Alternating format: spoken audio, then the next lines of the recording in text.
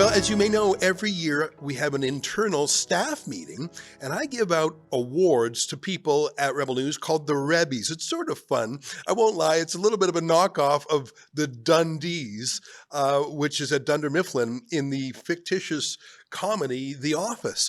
But people take the Rebies pretty seriously. I mean, hardest worker, most valuable player. I mean, these are awards that people really value. And I think people look up to within our company at the Rebby Award winners. We have a variety. It's not just for people who are on TV. For example, our truck driver, he won a Rebby. And wouldn't you agree with me that he was quite brave, some of the situations he went into? So yeah, that's a Rebby winner. But I make the decisions for all the Rebbies except for one. And that one goes to you, our viewers. And we have a voting system that's actually pretty good. I think it's more secure than the Elections Canada system. You have to log in. You're only allowed to vote once. And thousands of people vote. And we have all our on-screen talent, except for me. I take myself off. I like to think, oh, it's because I would win for sure. Or is it because I'm afraid I would lose? I don't know. But I'm not on the ballot. But all of our talent is. And it is so much fun to watch the voting day after day. And for the first few years, I should tell you, Avi Yamini, a few years ago, he would just crush it. And my theory for that is he had all of Australia voting for him, right? Whereas our Canadian talent, well, they were competing 3, 4, 5, 6, 7 reporters for the Canadian vote. So I think Avi had a leg up. Plus, let's be honest, he did amazing journalism during the lockdowns from Melbourne, one of the most locked down cities in the world. Well, anyways, the pendulum has swung back to North America. In third place this year was Avi. He did a great job as always. In second place, our friend David the Menzoid Menz. He's very brave. He's always out there. And in first place, and I got to say, it wasn't even close. It was very close between second, third, and fourth. Sheila was in fourth. It was very close between those. In fact, I think only about 11 votes out of thousands separated those two. It was actually quite stunning to see how close they were. But miles ahead, and I think you can probably guess why, our Rebby Award winner for the Viewer's Choice Award in 2025 is our friend Drea Humphrey, our BC Bureau Chief, who joins us now via Zoom. Drea, congratulations again on winning the People's Choice Award. How much fun is that? It's so much fun. I just look at my colleagues as Canadian heroes, and sometimes I'm just so humbled to be working beside them. So to win the Viewer's Choice, the hearts of the people, it just means so much to me. I had a sneaking suspicion you were going to win, and I'll tell you why. Because I visited you when you were at the Ostrich farm. I visited twice. I was only there briefly. I didn't even stay overnight. I just came in and I got sort of the vibe of the place, and I talked to the families, and I saw the connection that you had with people there, the trust and the admiration they had for you, and for the gratitude that you were telling their story to the world. And I don't know if you know this, that second only to Tamara Leach and her battle in court, your stories about the Ostrich farm were the second biggest story in Rebel News in all of Wow. 2025. And it was a global story. I was far away. I was in Nashville, Tennessee. And someone said, what's up with those ostriches? And I Mhm. think that especially in those early days, it was your coverage that really told the story to the world. Wow, that is shocking. I did know it reached, international levels. I had people telling me they heard, family talking about it in Germany, and also I think it was Hong Kong. A lot of people were like, I didn't even know there were ostriches in Canada. I must admit, I was one of those Hmm. people early last year going, wow, we have a massive ostrich farm. That's interesting. But I think what really was the unifier here is that everybody likes animals. Mhm. At the very least, we know that if you are sick months or you were sick months ago, you're not sick now. And so it was something that was nonpartisan. It was something that was just very straightforward where people were going, well, wait a second, why aren't you testing these birds? Mhm. But it became a concern to me journalistically, even before it had gotten to the lengthy court battles and all of that as well, because I've seen this pattern where there is more government control on our farms, and the farmers who are the experts, especially ostrich farmers, they're certainly the experts, are just not having any say. You know, a few things struck me right away. When I went out to visit, I immediately got the same vibe. I'm using that word vibe a lot. That same feeling, that same group feeling that I had when I was in Ottawa for a couple of days for the trucker convoy in 2022. You could feel that people came from different walks of life on their own. No one coordinated. There was no official political party or corporation. I mean, this was grassroots, authentic people saying something is awry here, something is amiss. So I had that real people versus the system feeling. And the second thing, and I suppose it's related, is that it echoed the insanity, the public health nonsense that we Mhm. all live through as humans. So when we had stupid rules that were enforced by heartless, Kafkaesque bureaucrats, like 6 feet of separation. I remember watching a video where someone took a tape measure between two barbershop chairs and it was like 2 inches short, so they wouldn't let the barber Oh my pretend God. science, and that they were using as a sledgehammer. I had that same feeling at the ostrich farm. Public health experts with their white lab coats and clipboards who were saying things that any common sense normal person would say, you are crazy. But the crazy people were running the place. Absolutely. I mean, they showed up not even wearing PPE. It's like they themselves forgot to keep up the show. And then the next days and moving forward, you had the cops, leaning on the fence. Nobody was scared of those birds. Everybody knew those birds were healthy, North America and beyond included. And it's BC gets hit the hardest. BC is an interesting place right now, especially to be a journalist telling the other side of the story. I mean, we have mass cullings happening here more than any other province. Mm. So this is definitely a BC issue, but it is concerning across the country. Can I share with you one more thing that was a commonality for me? It was the police. And you mentioned that already. I don't know how many police, and I don't know if we'll ever be able to find out exactly how many police were rotated through there, because they were there for weeks. That was by far the largest police operation in British Columbia, which, by the way, could probably use some help on other real crimes. And they were at they were the servants of these public health bureaucrats. Yeah. The police were not in charge of themselves. They were like auxiliaries to the health cops. And for a while, they were sort of friendly, but then they became a little bit, I'm not going to say abusive, but taunting and provocative. I don't think the police handled themselves creditably. And there was so much effort and expense going to stop journalism, the Mhm. anti-drone systems, building these massive walls out of hay bales.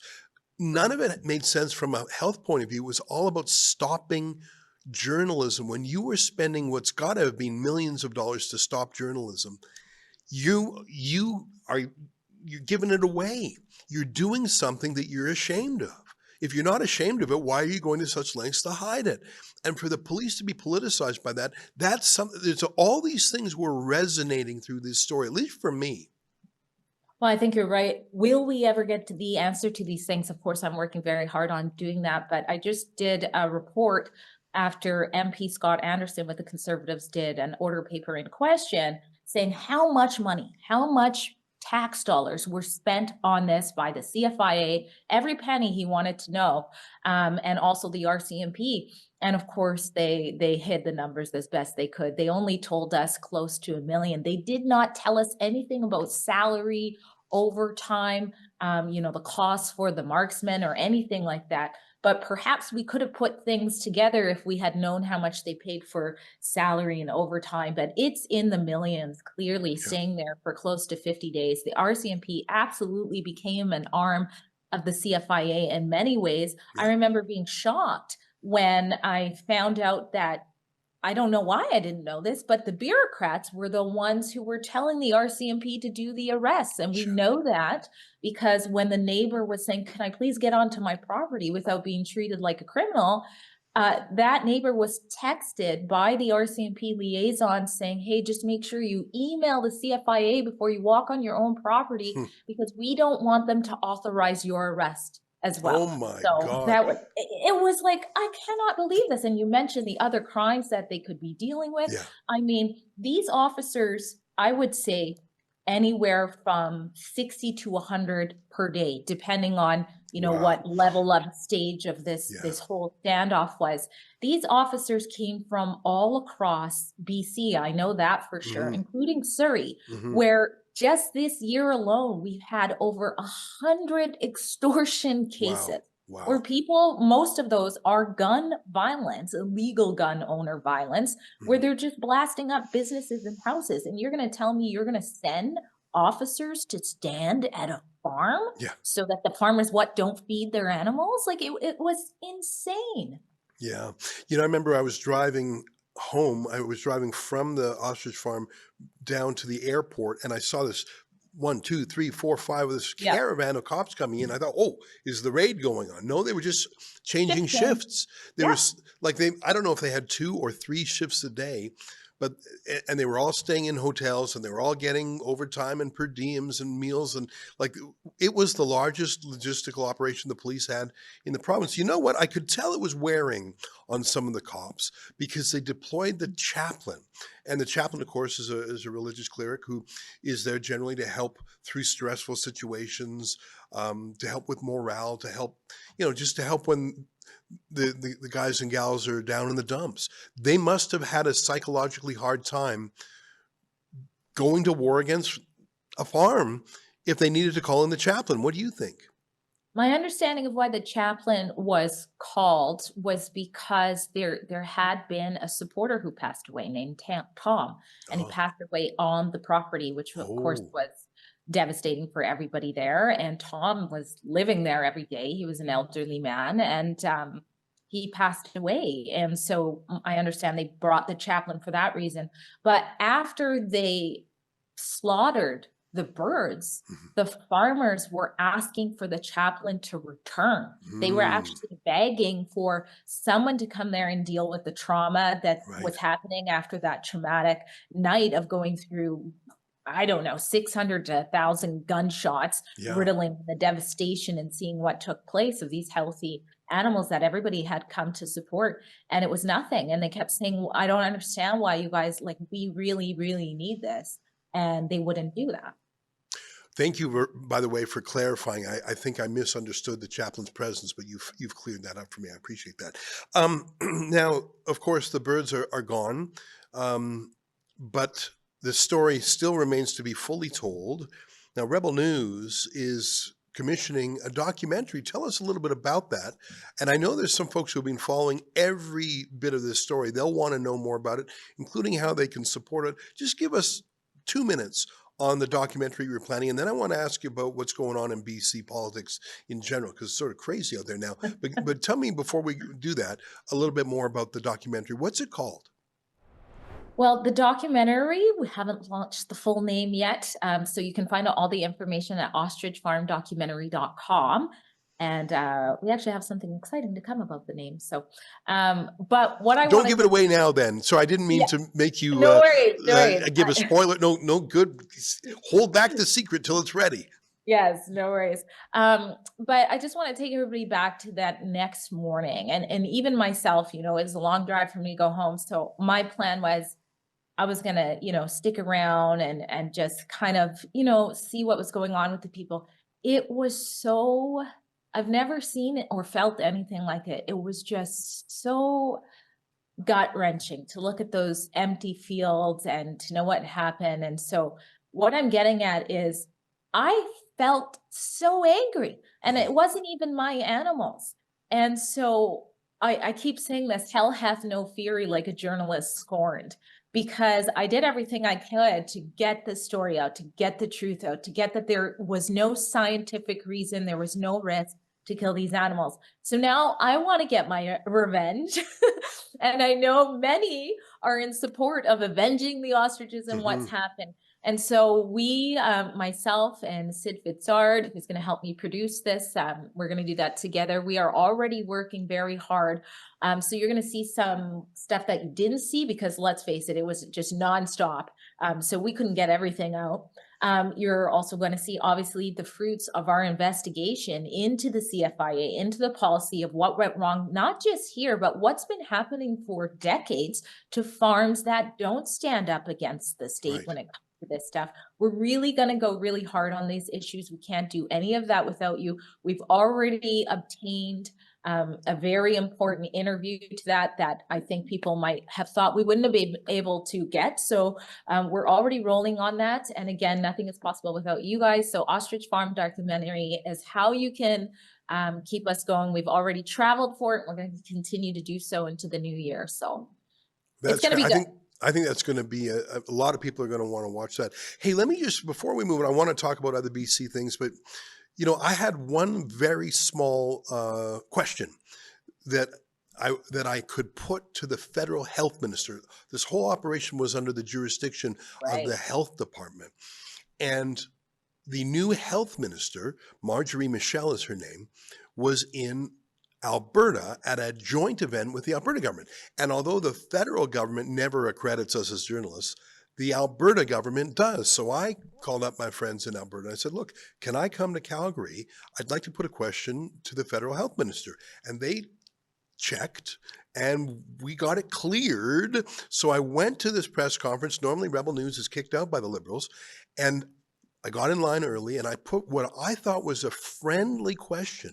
Frankly, it was a softball question. And before I asked it, I even said something nice about the Liberals. I said, thanks for accrediting me. I thought it was a good question, but the way they non-answered was so stark. I didn't even know what was going on at first. I thought maybe I had a translation problem because French is her native language. Let me show the video of me asking what I thought was a good question and the non-response. By the way, the non-response was so shocking. This video got 1 million views on X. Take a look. Thank you, Minister, for agreeing to accredit Rebel News. I very much appreciate your dedication to freedom of the press.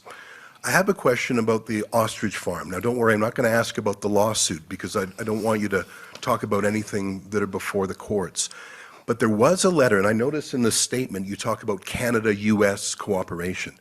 I know that Robert F. Kennedy Jr., your U.S. counterpart, has written saying he thinks that there's some medical research value in these ostriches because they had avian flu, but then have recovered and are now immune. In fact, he's offered to do the research and even to pay for it. It seems to me that we need allies around Trump's cabinet table. And if you could throw him a bone and say, sure, Secretary Kennedy, you can study these birds, it's sort of no skin off Canada's nose. And don't you think it would be helpful to have an ally in Trump's cabinet when we're doing our trade negotiations? Prochaine question, merci. That's my question.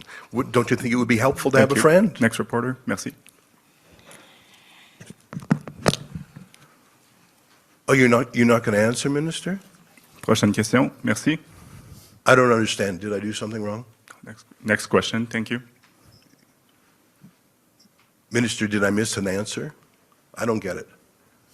Okay, I'll sit down. I guess it's question period, not answer period. Merci beaucoup. Now, look, I'm not saying that I'm an important person and that I must be answered to you, but if you accredit me at a press conference and know I'm coming, and you get a simple, straightforward question like that, I think it behooves a cabinet minister of a democratic country to say something, even to say I can't answer, or let me think about it, or I'll get back, like just to say something, but just to stay there stunned and refusing to say a word. To me, that summed up everything. The haughty attitude, we don't have to answer. Who are you? You're just some grubby person. Leave the thinking to us, and you just go. Like, it was so high-handed. It was a really weird moment. What did you think of that? Well, you had asked that question like Mr. Rogers. Yeah, that's right. I mean, you couldn't have asked it any friendlier, and you laid the groundwork. You said something so that she couldn't say, oh, this matters before the courts, and you gave her a very clear path on what you were asking. during this time, why don't we have a friend, an ally over this situation? And you were snubbed. That means the people were snubbed. Your question was valid. It's something the public wants to hear. Even non-liberals want to hear it, and she's snubbing it. So it makes her feel horrible. I can't help but be reminded of the smugness of Jagmeet Singh during the election debate, where I did the same thing.